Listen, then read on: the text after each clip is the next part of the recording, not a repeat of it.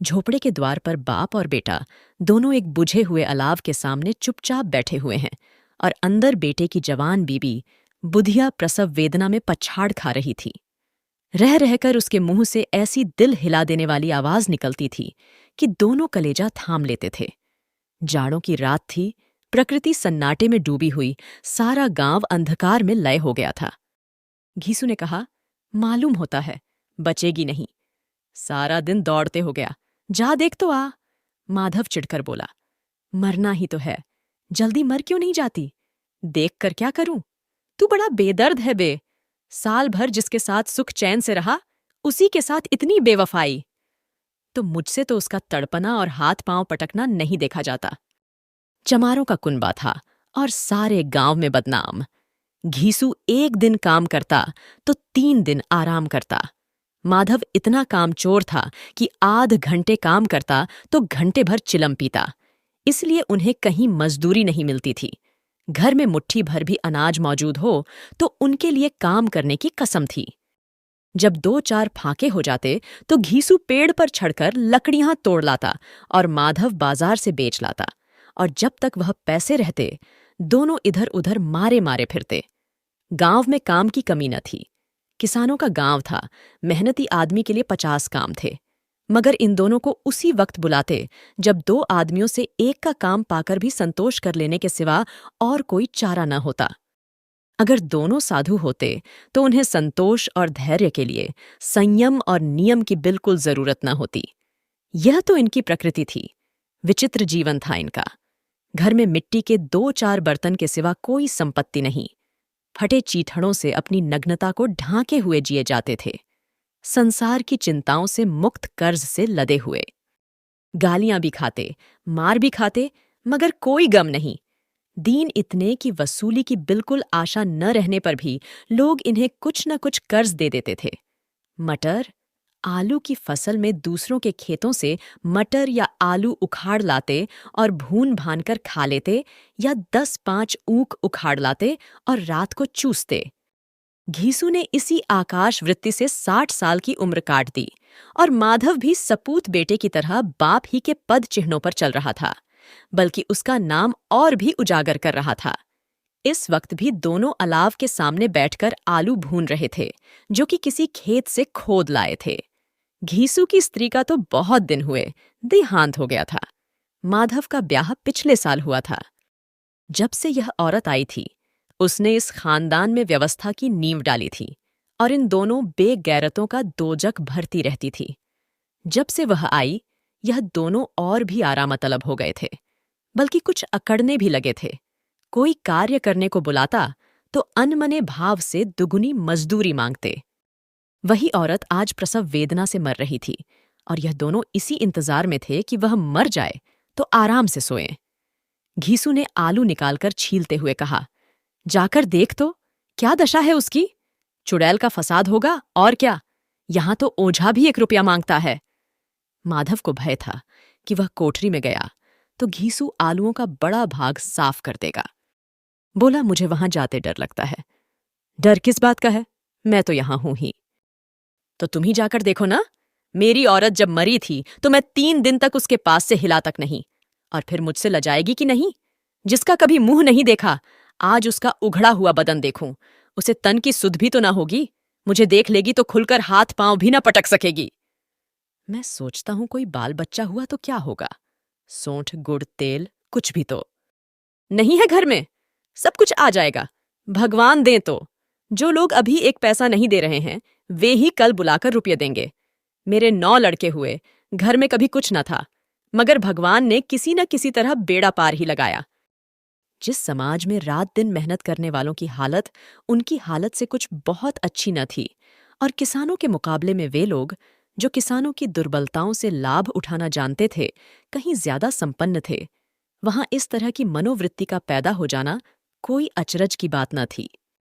हम तो कहेंगे, घीसू किसानों से कहीं ज्यादा विचारवान था और किसानों के विचार शून्य समूह में शामिल होने के बदले बैठकबाजों की कुत्सित मंडली में जा मिला था। हाँ, उसमें यह शक्ति न थी कि बैठकबाजों के नियम और नीति का पालन करता। इसलिए जहां उसकी मंडली के और लोग गांव के सरगना और मुखिया बने हुए थे, उस पर सारा गांव उंगली उठाता था। फिर भी उसे यह तस्कीन तो थी ही कि अगर वह फटे हाल है तो कम से कम उसे किसानों की सी जी तोड़ मेहनत तो नहीं करनी पड़ती, और उसकी सरलता और निरीहता से दूसरे लोग बेजा फायदा तो नहीं उठाते। दोनों आलू निकाल निकाल कर जलते जलते खाने लगे। कल से कुछ नहीं खाया था, इतना सब्र न था कि ठंडा हो जाने दें। कई बार दोनों की जबानें जल गईं। छिल जाने पर आलू का बाहरी हिस्सा जबान, हलक और तालू को जला देता था, और उस अंगारे को मुंह में रखने से ज्यादा खैरियत इसी में थी कि वह अंदर पहुंच जाए। वहां उसे ठंडा करने के लिए काफी सामान थे, इसलिए दोनों जल्द जल्द निगल जाते। हालांकि इस कोशिश में उनकी आंखों से आंसू निकल आते। घीसू को उस वक्त ठाकुर की बारात याद आई जिसमें 20 साल पहले वह गया था। उस दावत में उसे जो तृप्ति मिली थी वह उसके जीवन में एक याद रखने लायक बात थी, और आज भी उसकी याद ताजी थी। बोला, वह भोज नहीं भूलता। तब से फिर उस तरह का खाना और भरपेट नहीं मिला। लड़की वालों ने सबको भर पेट पूड़ियां खिलाई थीं, सबको। छोटे बड़े सबने पूड़ियां खाईं, और असली घी की चटनी, रायता, 3 तरह के सूखे साग, एक रसेदार तरकारी, दही, चटनी, मिठाई। अब क्या बताऊं कि उस भोज में क्या स्वाद मिला। कोई रोक टोक नहीं थी, जो चीज चाहो मांगो, जितना चाहो खाओ। लोगों ने ऐसा खाया कि किसी से पानी न पिया गया। मगर परोसने वाले हैं कि पत्तल में गर्म गर्म गोल गोल सुवासित कचौड़ियां डाल देते हैं। मना करते हैं कि नहीं चाहिए, पत्तल पर हाथ रोके हुए हैं, मगर वह हैं कि दिए जाते हैं। और जब सबने मुंह ढो लिया तो पान इलायची भी मिली, मगर मुझे पान लेने की कहाँ सुध थी। खड़ा हुआ न जाता था, झटपट जाकर अपने कंबल पर लेट गया। ऐसा दिल दरियाव था वह ठाकुर। माधव ने इन पदार्थों का मन ही मन मजा लेते हुए कहा, अब हमें कोई ऐसा भोज नहीं खिलाता।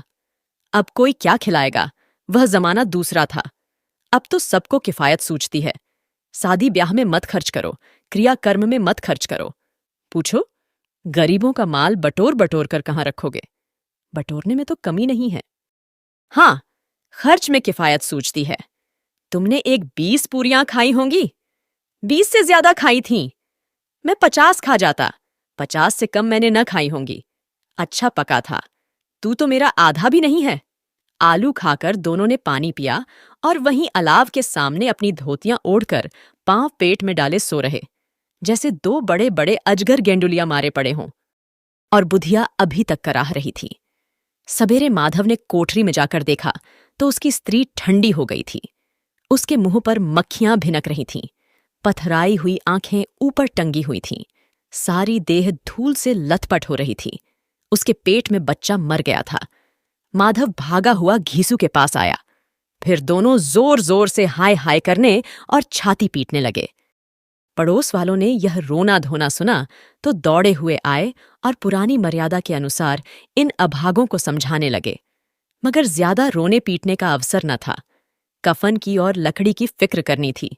घर में तो पैसा इस तरह गायब था जैसे चील के घोंसले में मांस।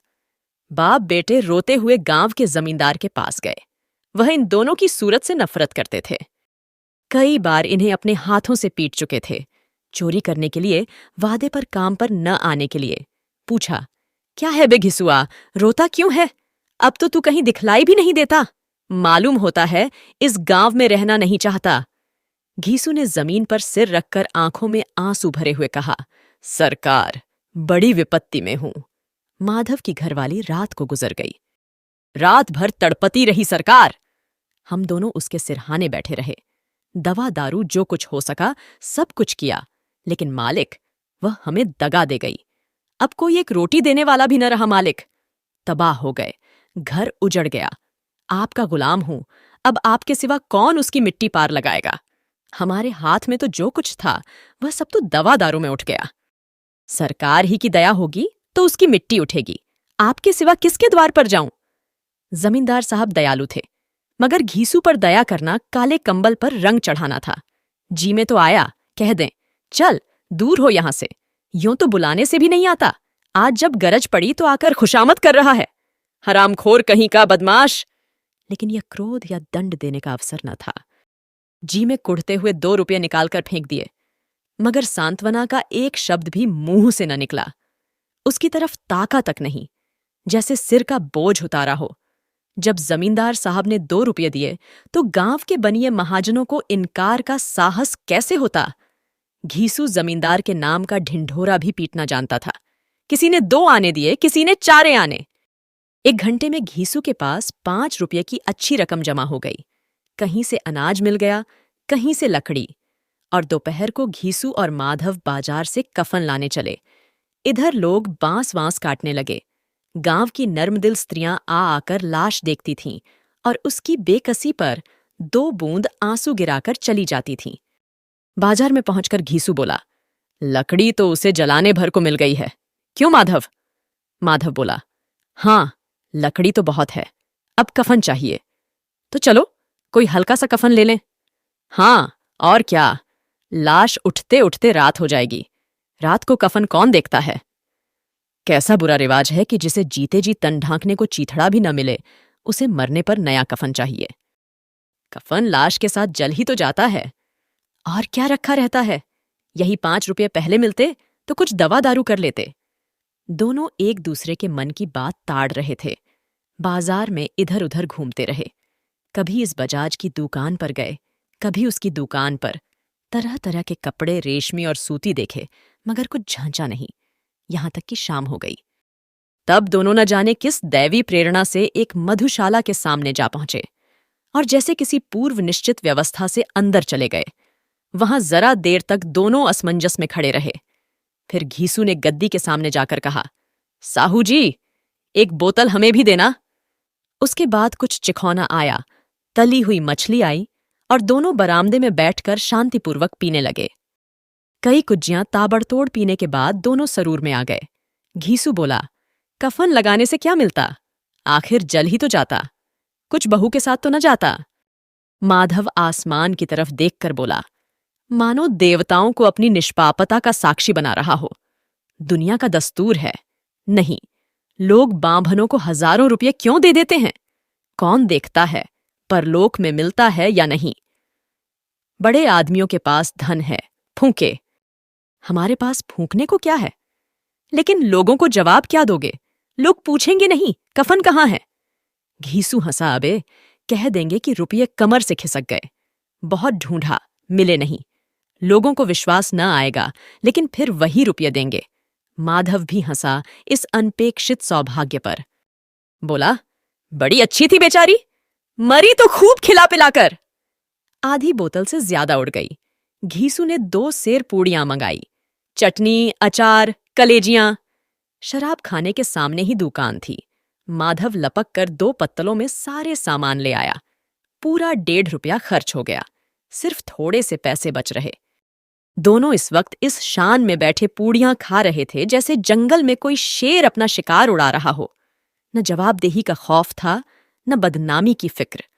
इन सब भावनाओं को उन्होंने बहुत पहले ही जीत लिया था। घीसू दार्शनिक भाव से बोला, हमारी आत्मा प्रसन्न हो रही है तो क्या उसे पुण्य न होगा?